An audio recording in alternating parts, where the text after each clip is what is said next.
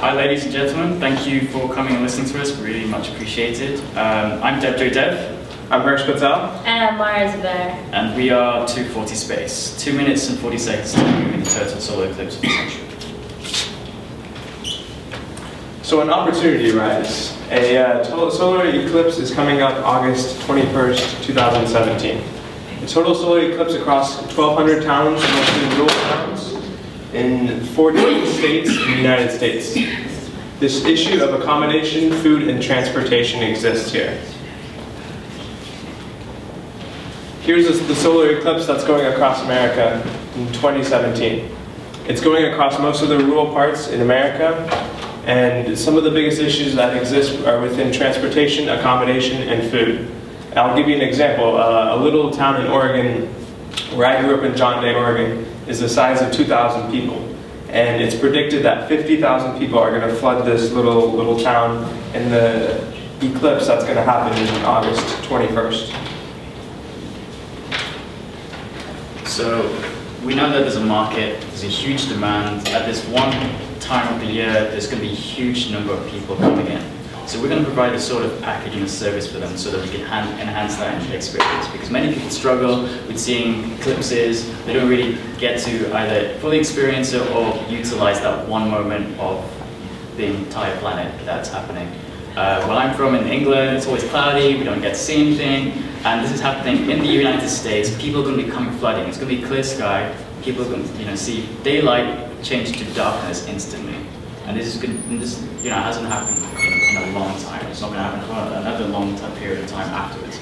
So what we're going to provide is trying to enhance that experience by providing a comprehensive package with food, transportation advice, all that sort of information that they don't really have access to in a friendly, conversational way through the app and our webpage, as well as things like discounts to local restaurants in the local areas, to where they're going depending on where they want to campsite.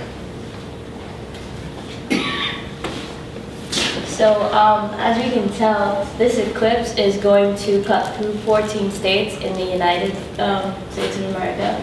And it's going to cover 1,200 towns. Most of them are rural, with like population of, as my partner said, about 2,000 more or less for each of them. And we looked it up, and the numbers are that there are going to be millions of people from all over the U.S. that are going to flood these little towns, as you saw on the map across the line that cuts throughout the U.S. So we're targeting thousands of people in each state separately. So as you mentioned, the example of Oregon, 2,000 is their local population, and about 50,000 people just in that one town. And we have 1,200 towns that are going to be getting this like massive amount of people that are going to congregate. And when you have a massive amount of people in one place, there's so many opportunities for marketing, like our marketing, other businesses that want to get in on this marketing. So there's definitely an appetite for viewing a total solar eclipse, which, as my other partner mentioned, daylight goes instantly to darkness. So you see night in the middle of day for 2 minutes and 40 seconds. So well, our package is going to include everything that you need on site to view this solar eclipse. So we're going to provide a tent, so you can stay with your family overnight. You need to get there at least 2 days before to get a good site, set up your stuff, have your food, your family settle down. So tent. We're going to have meal coupons for local restaurants over there for breakfast, lunch, and dinner. So you don't have to go too far, especially since rural towns don't have too many restaurants. There'll be food trucks and mom and pop stores and restaurants are going to be, they're providing food. We're going to give solar eclipse viewing glasses because you can't look directly, you shouldn't look directly at the sun because it's harmful for your eyes. So we're going to have those. We're going to give a nice t-shirt, like a cute fun thing. We're going to have a safety and first aid kit because in rural towns you're out in the open, in the woods, in the forests, and the fields. There are a lot of insects and stuff that you'd want to avoid. So we're going to include insect repellent and sunscreen since you're going to be out in the sun.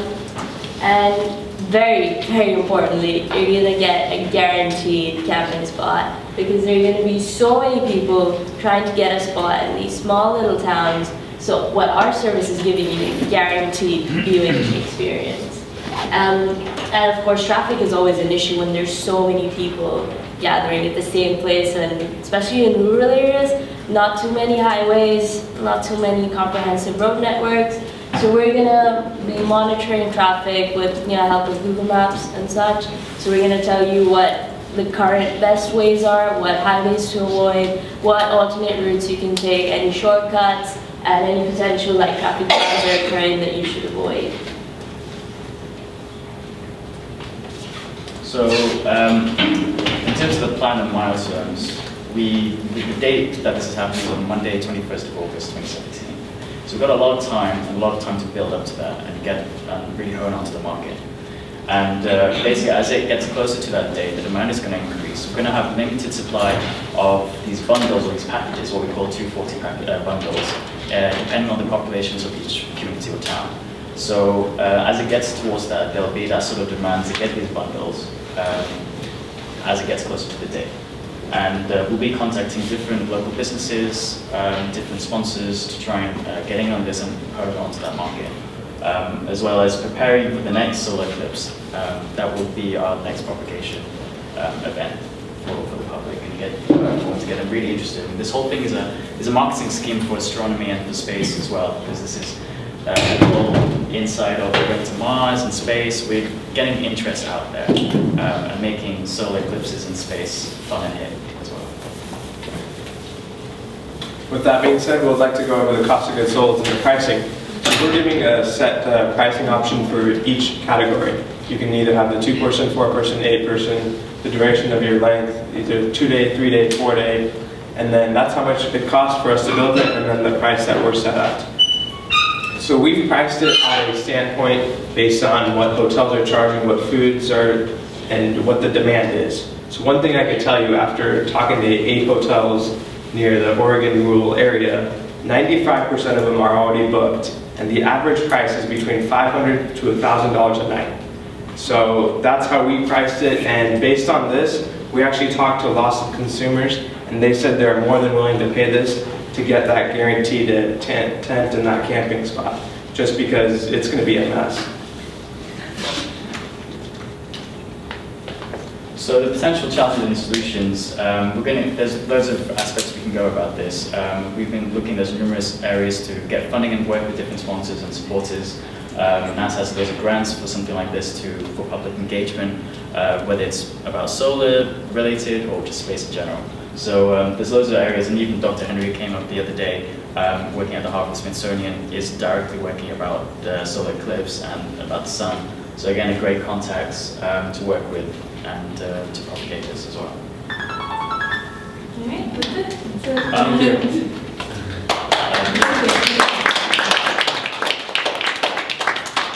Now they have 3 minutes for questions from judges. Yes. Hi guys, Blair. Weather. How are you going to handle adverse weather for that and your clients? Yeah, absolutely. And so one thing we could tell you is we did data on what the average weather for August is going to be, August 20th, across that American skyline. And I can tell you, past 10 years, it's mostly been sunny. Mm-hmm. And so that's not a big issue, but if it does rain, then we want to accommodate you as soon as possible. Hey, you can go to this location as soon as possible so you can get this experience. It's 10 miles by, you're going to have to go drive there. Or accommodating those needs. Most likely it's not going to happen mid-August, but in case it does, you never know, right? Yeah. The Rocky Mountains, something could happen. First of all, I really like the idea. Actually, if you go back up to that map, I'm from a tiny little town, unfortunately not in that path, but down in southeast Colorado. Okay. Just thinking about like my hometown, yeah, I feel so down there by Kansas. Yeah, Okay. so awesome. Just thinking about that small town, it's like a dying little town. Yeah. I would love something like this. Feel you. Yeah. And just thinking about the different partnerships, like we have a family farm outside of town, right? You can put a lot of people camping there. My question is around replicating this for other events. Mm-hmm. It seems like a really unique opportunity, and I see why you guys were attracted to it because of how unique the experience is going to be. Do you see this being applicable to other events, whether Yeah. it's other astrophysical events or other events outside of sports? Absolutely. Other events that go on in rural towns always get flooded. And I can give you an example in California. They always host a NASA event every year, and they face the same issue where the town gets flooded and there's no other alternatives, no other packages. People are forced to leave. They can't be there. And so, this is just one example of what we're doing. The possibility is endless, and we want to get started with this big event, get the users to recognize our product and then expand from there. Because, this is a great deal. It's great for organizing these big events that happen in little towns. Thank you. If I could ask a question here. So, it's interesting, and there are eclipses that happen in different parts of the globe. And are you thinking about not only the U.S., but also other areas of the globe? Because that would present opportunities for you for continuing your business. Yeah, absolutely. So this eclipse is special in that this is the first eclipse in 100 years that is covering the entire United States except for Hawaii. Now, of course, the total eclipse will only be experienced along within these two red lines, but the rest of the U.S., barring Hawaii, is going to experience a partial solar eclipse. So this is being called as the Great American Solar Eclipse. But in the next couple of years, there's going to be another one in South America, then there's going to be one in Central Asia, and there's going to be one in Australia. So in the next couple of years, recognize our product, have a good experience, then we can expand internationally, and we have like a base to jump off from after this. Yeah, maybe even have free viewing on our website for the people that can't make it, right? Especially if it's international and for educational purposes. Maybe you're stuck at home and you want to really see it. Here's our product. That's going to be my question. Yeah. Are we done with that? Yeah, you're done. Can I ask another question? Yes. So in terms of sustainability of this business, have you looked at what your annual revenues, annual profits would be, let's put it that way, based on having eclipses projects in different parts of the globe? Have you given thought to that? Oh yeah, we presented our numbers. Do you want to go back to that slide?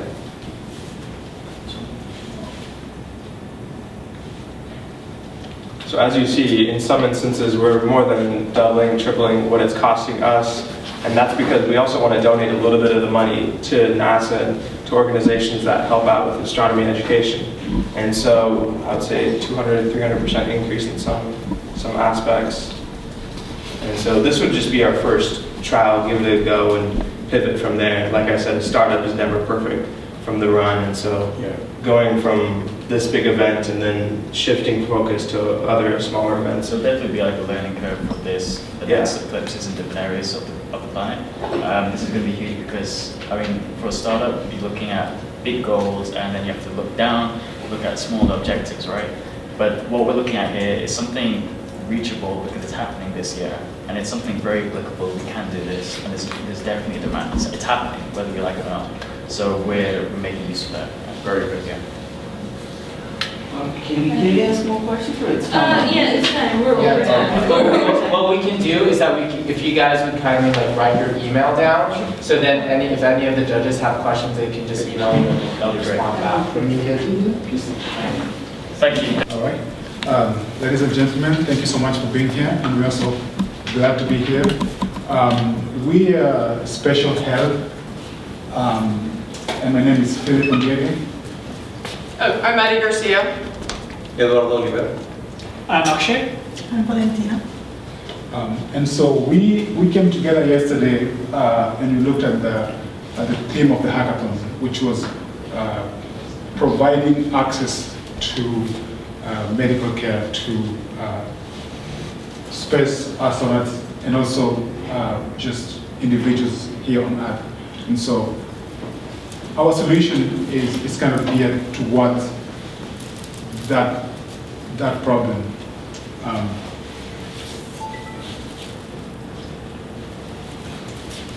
So according to space policy online, the cost of monitoring an astronaut per year, once they come back to Earth, is about $800,000 a year. And this has been a problem because they're trying to figure out how they can find legislation to help the government provide healthcare to NASA astronauts. And so we know that the healthcare cost is really high, but also we have a demand for people wanting to go to travel to space. So if we look at the data in 2013, Virgin Atlantic had about 500 people signed up to travel to space. So the more the cost keeps going down, the more the demand for space travel keeps going high. And so we are kind of caught up in an intersection whereby the healthcare cost of providing an astronaut going to space is really high, but the cost of traveling there is low. So our solution, as you can see right here, in the year 2001, the person who went to space paid about $20 million to get there. And in 2013, Virgin Atlantic is estimating the cost is going to be about $250,000, and the number of astronauts have actually gone up.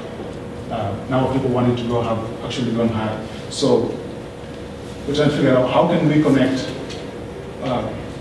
how can we drive the cost of healthcare down as the cost of going to space is reducing. So our solution, Special Health, we're trying to figure out how we can connect to the tourist before he leaves, when he's up there, and then when he comes back. And so we have ideas and solutions on how we're going to apply this in Mandy's corner. Yeah, so actually, what we decided to do, as he was talking a little bit earlier, is we decided to take the astromedicine approach. And so our solution is, our product is designed for space, and it can also be useful for Earth civilians, I guess you could say, as well. It maximizes work and overall cost efficiency, and it aids medical doctors in diagnostics and follow-up. So, this is our product. It comes along with, there's like two parts to this product. So this is the tangible item. This is actually an arm. Sorry, I realized I didn't draw the arm on this. But how this works is like, our approach is to, let me back this up a little bit. So the problem is that a lot of astronauts are losing muscle mass like while they're in space. And they're also, the medical, the carts that they have aren't the best. So this armband is made to increase muscle, strength over time, but then also monitor your vitals. So these are actually hydraulic tubes, and they contain liquid in them, because they're hydraulic. And what it does is it automatically builds a resistance over time. So if it notices, so the way that we measure if you're not moving as much, is we have an IMU, which has an accelerometer and a gyroscope. So basically what this will do is it's going to measure your movement over time, and if it realizes that you're not moving as much as you normally would, it will start to create a resistance with a rubber band behind these hydraulic cylinders. I guess it'll be like tubes, like a rubber tubing. And so what this will do is it'll increase the resistance, and then as it sees that you're like using your muscles more over time, it'll like decrease resistance. So rather than astronauts having to work out for like 2.5 hours a day, they'll be able to work out for a less amount of time and be able to maximize their efficiency. So also, as you can see, there's different controllers. This could actually be powered by something like a microcontroller, like an Arduino. And so there's an IMU and there's an infrared sensor, and it also can double as a blood pressure cuff. So there's so many different things that you can like take measurements at the same time. So we changed it slightly in order to integrate it into what we're going to be using as our our platform.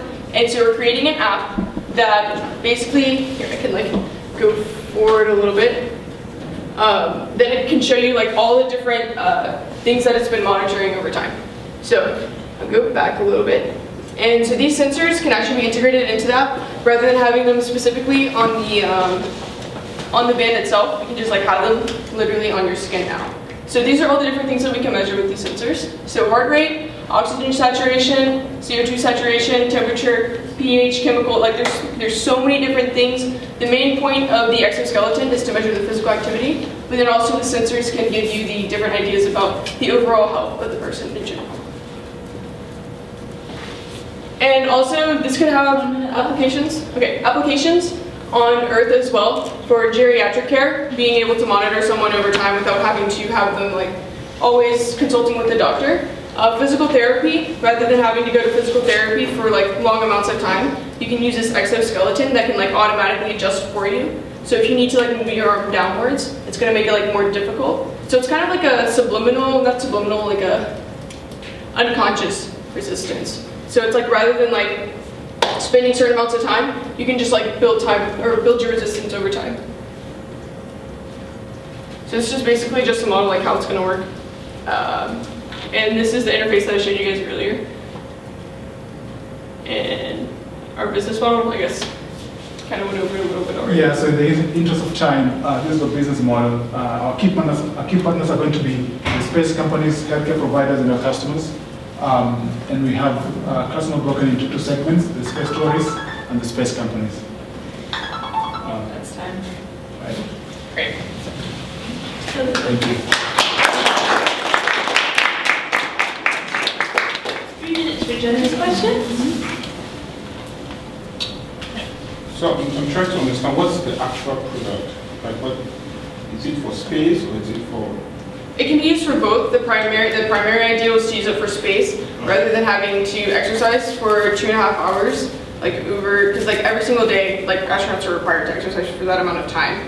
So rather than being able or having to do that throughout their workday, this could be used on like your arms, this could be used on your legs, it could really be used anywhere. So you can like continually build up resistance with your muscles. So you're like you're kind of like working out, but at the same time you're really not because you're just doing work. The specific target is space tourists that are paying a lot of money to just go to space, and they cannot go through all the training and all the positioning of an astronaut. So this product may serve them. So you can actually think it as a product, okay, just think it as a wearable that you're gonna take instead of having all those sensors all over your body. Just take it as a one wearable which you can also use as, for muscle retention or for different, maybe you have a back pain or a leg pain, so you don't have to carry different products, you can just carry one wearable which you can, modulate into an exoskeleton as well. So it keeps on sending data to the astronaut as well as to the down base station as well. But you can use the same product to actually give a first aid medical attention to the person, having a serious injury. So it's a monitoring device at the same time it provides. Yes. Yes. So that's like the general concept. Like it's still a device that monitors you 24/7, but it can also be used as an exoskeleton, for different injuries in your body. So like there's actually a response to the data that it's taking in. It's not just like, so it'll build like, for example, if it notices you're not moving as much, it'll make the bands tighter, like kind of like a resistance, like the exercise bands. It'll make them tighter like over time, so you're kind of like, oh, okay, yeah. So you're responsible. So it's like a subconscious thing, yeah. Yeah, I think it's very clever that you made it something what we call terrestrial, like people on Earth, because you kept saying the word extraterrestrial. That's very good in terms of marketing. Are there any competing products outside? I mean, I know you did a great prototype, but in terms of like sensor bands, yes, there are sensor bands out there, but not with the exoskeleton. Okay. That's like the main, I guess the main point was to be able to, for example, if you've ever seen those Skechers, like with the kind of like, they have a little wobble board on them, and so they like tone your legs while you're walking like even more. So it's kind of like that idea, in terms it's like you can just do your normal stuff, but you're also like exercising and like building muscle at the same time. So there's nothing like a direct competition anywhere out there. So you do have like some exoskeletons which they are producing right now, but still in research phase, or you can use different, maybe like a Fitbit or something like that. But there's nothing that's in combination right now, and there's nothing specifically that you can go to space, take it to space level as well right now. So you're saying I could have that on my arm as we're judging and you'd be able to... Absolutely. It'll be able to use the past models from the data to be able to do it, I guess, like make it so that it's like tailored to you. So it's like I said with the Skechers thing, it's kind of like everybody has like the same, I guess, wobble board as they call it. Whereas like here, it's like it's specifically to you and it helps you. So it personalizes your, whatever activity you are doing right now. I think we're done. Yeah. That's it for questions. Yeah. Again, they put their email up, so go ahead and send them. Okay. Thank you. Good enough. the faster you can provide medical attention, treatment to the patient, the higher is the chance that you're going to prevent it or dying. So that's actually within 1 hour. It will be the ideal time. So that will help to save a lot of lives. And following that, we just pick one of the challenges that they were offered in the hackathon. It's the one related with the logistic issues about how to provide healthcare to the astronauts. The lack of access for medical personal equipment when they're in a mission. And even they can connect with somebody on Earth, sometimes you cannot really have this access because it's problems in communication. So the solution right now, or what they do at this time, is that they train every astronaut for many years, and some of the training is based on medicine. Also, one of the things they do is they bring 2 doctors to every mission in a station, and they always keep somebody around on the line to be sure they can be there for help.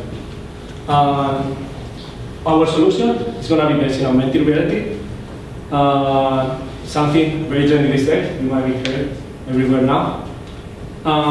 Here is going to be our demo. Yeah, I know you know. Let me play the video. Okay. Hopefully it's not too loud.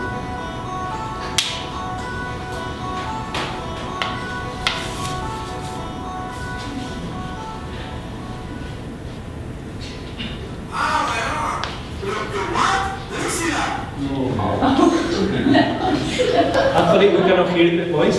It recognizes there's a wound there.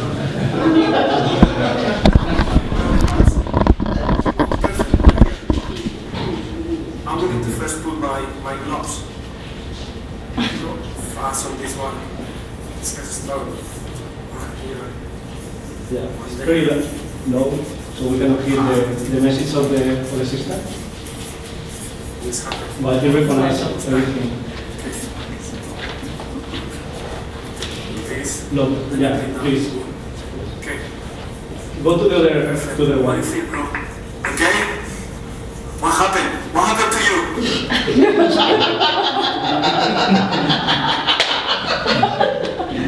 The space jump. What happened here? Okay. I think that the room is cleaned up. Let's see what is the next instruction. Start stitching at the green point with the same angle as the guide.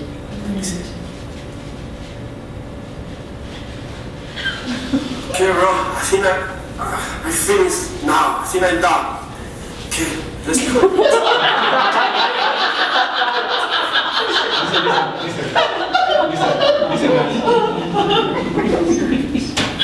Okay, you will see. Just rest, relax, and we'll see what happened in the following days. Take care of the space.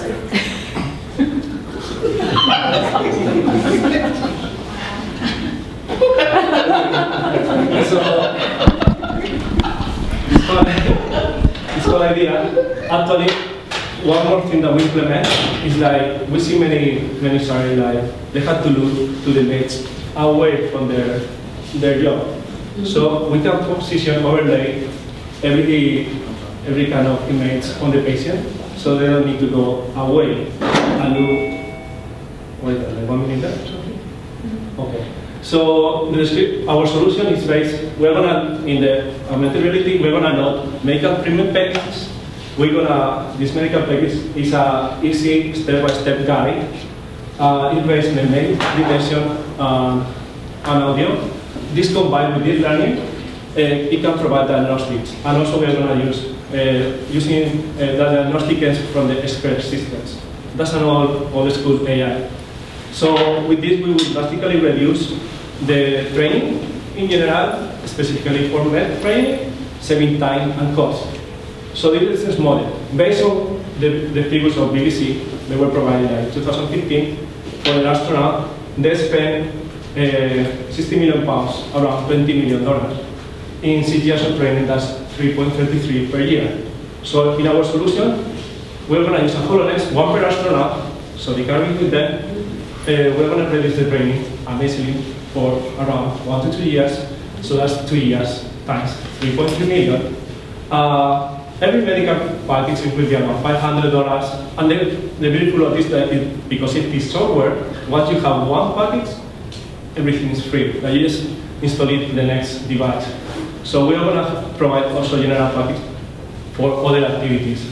With all of this, we're thinking about, oh wow, we're thinking about having 6.6 million in expenses. So that's going to save us 13.4 million and 4 years. So what is this? We're going to go cheaper and early to space. That's actually very disruptive. We're going to obliterate the space industry. So also we have many ideas for the future expansion of this. It's not just taking care of people. We can fix the medical device with this solution. We can repair any device in the space station. We can help with experiments. We can gamify the exercise that they do every day. We can just also provide plain entertainment. So probably other people will catch up and we think that it will help for the military, for when you are isolated. And we are going to see, when you see now the defibrillator, one day we'll see one of these solutions everywhere. So there you go. Perfect timing. This is answer.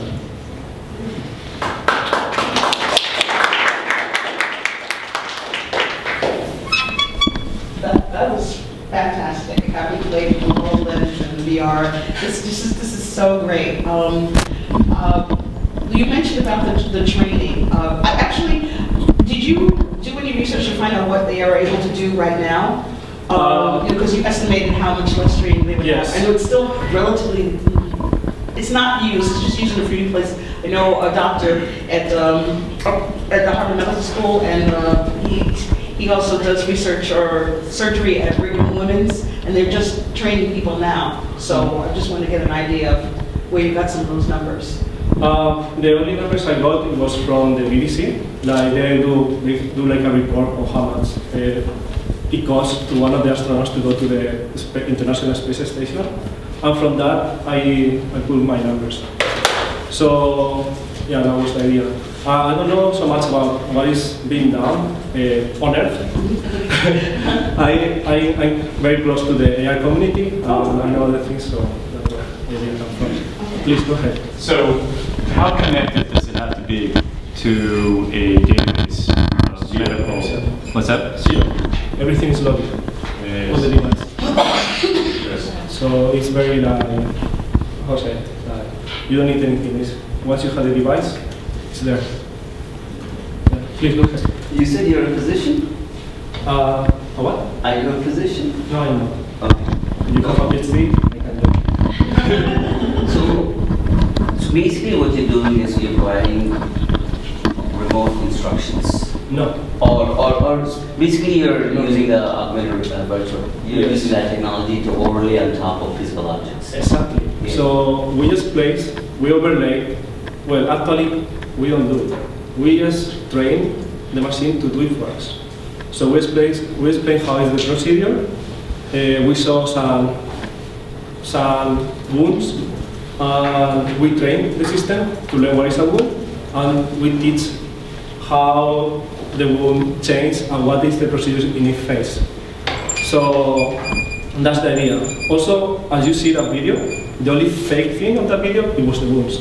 Everything is real, everything is working at this moment. So what are the current remote monitoring technologies used by the Army right now? There's something called telemedicine. People use Google Glass kind of technology to guide people on what to do. And people do remote robotic surgeries these days, which are very precise. I wouldn't give a human being, if they have never done the surgery, to overlay something, but I would a highly trained robot to do that. People already use that kind of thing today. Well, actually, as I understand telemedicine, it needs a connection with that doctor on the other side. We don't need that anymore. We're taking care on our side. We can proceed with all the treatment without relying on somebody helping us. So it's just the machine, the one who is supporting. So to clarify, Yes. Sounds like these are instructions for someone who is an astronaut, but would not be a medical doctor. So, and if they had one and she got injured, so someone else on board would have to take over. Well, you can also place the thing on yourself, but I imagine you have a trauma injury, you're not gonna be very like calm to take care of yourself. Okay. What is your uniqueness here? Because Microsoft will say, I'll provide this to you. Microsoft didn't do anything. Microsoft. But you're using that as an analyst. I use the hardware. I create my software.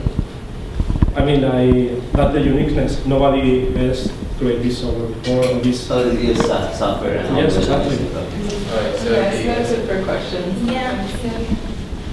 He has, did you put your email up there? No, if anybody's interested, I can provide it there. I can provide it. Thank you. Thank you so much. Yeah, thank you.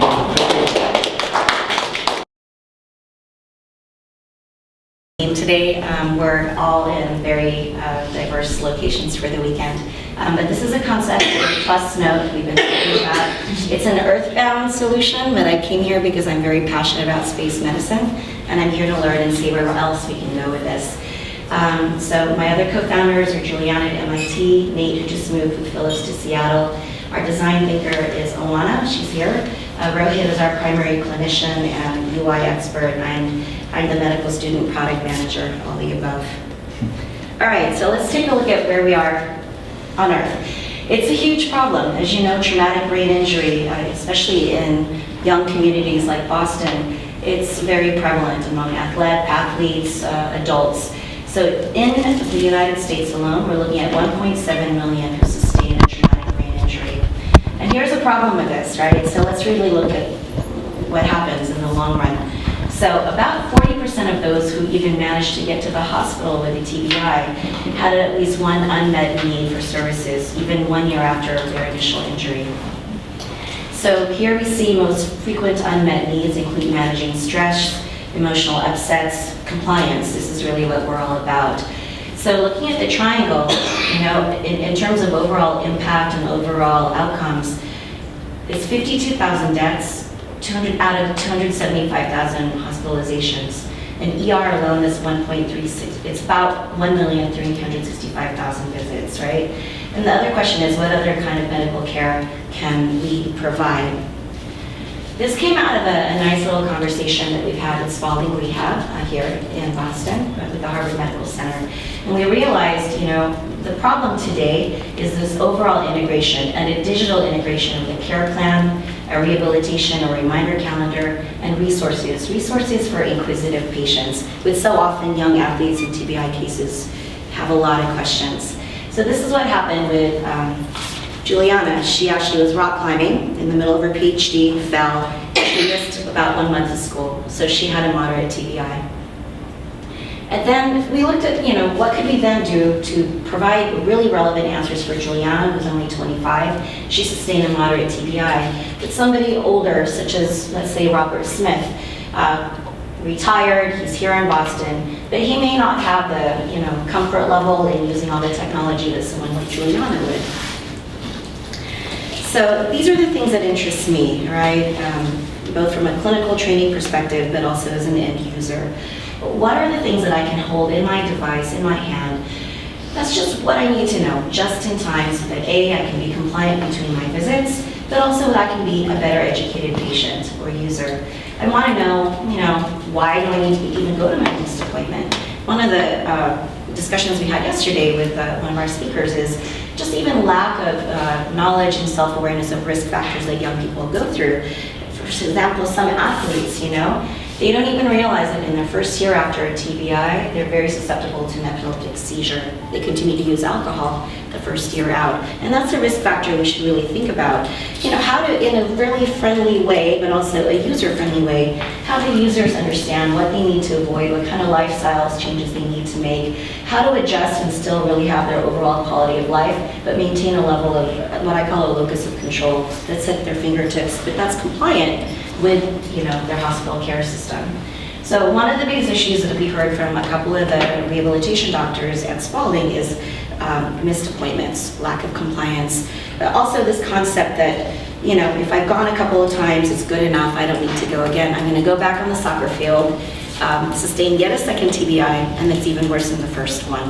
And I think that's the problem that we really want to be able to look at. What's happening over time across each appointment? What are the things that the user should really be thinking about as an independent patient, but also as a compliant caregiver or loved one? And that's often the problem. So lots of keywords come up. You know, you're talking with your neurologist, they spin out a lot of terms. If you've just sustained a TBI, you may not even remember, you know, what's a subdural hematoma? You know, should I care? Maybe I'll look at it, I care about it right now, but I feel okay, so I keep going. But we want to be able to do, especially for users with a smartphone or loved ones with a smartphone taking care of their patients, is to enable a really user-friendly TBI library. And we know that for a fact, Spalding and other Harvard hospitals are, you know, just migrating or wrapping up their migration to Epic. And they'll literally print out something from Wikipedia or something just for that particular patient. Almost done. And there's nothing, okay, and there's nothing that's really integrated. So one of the things that we want to do, kind of like when I'm on Google or anything else, is look at what are the other, in my local area network, as well as other people with my demographic profile, look at other key terms or searches that come through. And that can be iterative, so there's some level of design thinking, machine learning, and data science in this. We want to be able to enlarge in the cloud the most common phrases and relevant terms that other people like me as a patient or advocate search and care for. So our pilot proposal, we all know there's a lot of changes at NIH in the future. We kind of thought through this. We didn't know what can happen. So then I thought, well, maybe we should look at more commercial aspects of our tool. Maybe we could see how the plus note outside of our earthbound friends can also be used in R&D for space medicine. Because certainly astronauts and people up there deal with a lot of neurocognitive changes when they come back. But initially, from a clinical perspective, we wanted two groups. 1 minute left? Okay, thanks. So looking at with or without having the plus note, looking at what these recognized cost savings are, especially if we just look at actually having people show up the first 3 to 6 to 9 months post-TBI. That's simple. Get you to clinic, follow up. Also, have a digital calendar. I know when I go to my doctor, I get a little appointment card, I misplace it. I'm lucky to even get a phone call. If it's a better, you know, HMO system, I can log on, but so often nothing is digitized for me. So what does this really mean, and why does this matter, and why should we really be looking at this as a nation? So TBI, looking at this today, I mean just today without even changing any of the rates of occurrence, it's $76.5 billion a year. And a lot of that, if they are older patients, is burdened through Medicare, okay? So through your care providers. So we could actually measure mortality, that 1.7 million a year, right? Mortality could actually be reduced by 3,607 lives if the guidelines were followed. Okay, so not a lot. We can go into that. Let's talk about Q&A. Yes.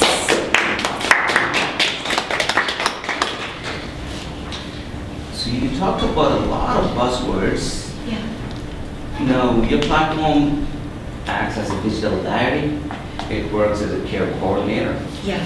It works as a discharge summary instructor, health literacy, and many other things. No, so what is proprietary to what we want to build, all right, let's just talk about here. This happens already, so this is being provided by your care plan team. It's just not digital. The care plan itself is the problem statement in that it can... So you're basically digitizing the care plan. We're digitizing and gluing it together because I can go to my physical therapist, I can go to my neurologist, I can go to my triage nurse. How are you getting all the data together? So it's cell phone. I would download my app. I am the user. Then, because we're doing our initial workflow with Spalding, actually 2 of the clinicians agreed that they would actually encourage all their patients to download our app. And then they would start with the rehabilitation calendar, the timeline. So once this is still a proof of concept. Is PlusNote connected to the ecosystem, or you're asking them to download the medical record for the patient portal? We're having the independent user as well as their caregiver download PlusNote as a standalone. And as a second phase, we'll discuss whether we want to try to integrate with a small aspect of Epic. But right now, when we talk to the clinicians, we've had a couple of focus groups already at Spalding. The biggest issue is really the fact that they live in a pen and paper world. It's as simple as, here's your appointment calendar, I misplaced it, when am I supposed to go? I just forgot. And, you know, Spalding just lost money on that, you know, use case. So let's start with the individual user using My Plus Note as a reminder calendar. Let's integrate all the other FAQs that come up between each of my site visits. Yes? Quick question on HIPAA. Yes. Do you have HIPAA compliance requirements, or are you spared that because it's really just patients working on their phone? The latter, that if we do want to take this to the next clinical trials with the rehab doctors we're working with at Spalding, they have their existing protocols already, and the concept is actually being incubated through Spalding. So they themselves use smartphones, and they want to get more of their patients to use some of their apps as well. For your TBI library for patient access and understand information, did you consider using Medline Plus? Yeah, that's one concept. We can try to integrate with that. I'm very interested in data science though, so these resources are already out there. In fact, Spalding actually already has some of this ecosystem, and people still don't use it. So we realized that if people can just download it as an end user consumer facing app for free for now, and also have a tie-in through the social network of their caregivers, because that's usually what happens in the first 3 to 6 months of a TBI incident. Someone else is taking care of you. We want you to be able to share your app and your appointment calendar, plus your FAQs with your loved one. And then use that as a metadata dictionary and then glue it together. And the taxonomy would be elevated based on your use and people like you who continue to query. That's what's unique. Okay, so you wouldn't be creating the taxonomy. The taxonomy is there. We could use ICD-10 codes. I mean, it's all about billable, you know, outcomes, right? So we can start with the foundation, but we want to cue the words in the FAQs based on everyday language. A 25-year-old isn't going to talk to Dr. Smith, you know, using ICD-10 codes. They may not even say, I have a subdural hematoma. They just said, I hit my head, and, yeah, I'm not feeling well. Right? That's why I'm thinking Medline Plus would be helpful. Yeah. Just one more question. Sure, please. Yeah, did I hear you, I think I heard you say that there was a case where Spalding lost money. Is that an actual case? This is ongoing. Whenever you have a no-show, the hospital that's a lost resource. That 25 minutes or 30 minutes that was part of that care plan, because they didn't remember. TBIs don't know to cancel their appointment 24 hours in advance. So they remember, oh my God, 3 hours later. That's why they do double booking. That's a bigger problem, right? So that's an ongoing thing. It's not just TBI cases. That's that's the main point for loss Spalding. would be on that block of time. Correct. But I was thinking in terms of the overall care of the patient. Did you have a chance to ask them if the overall care is a plus or a minus in terms of income? So I think in terms of compliance, because they have so many comorbidities, so often if it's an older cohort, that's a very complex thing to look at. But a young 22-year-old soccer player, you know, and if they come back into ER on a secondary subdural hematoma because they went back and played soccer and happened to be drinking the weekend before and had an epileptic seizure, sure, I can talk to you about outcomes and, you know, correlation.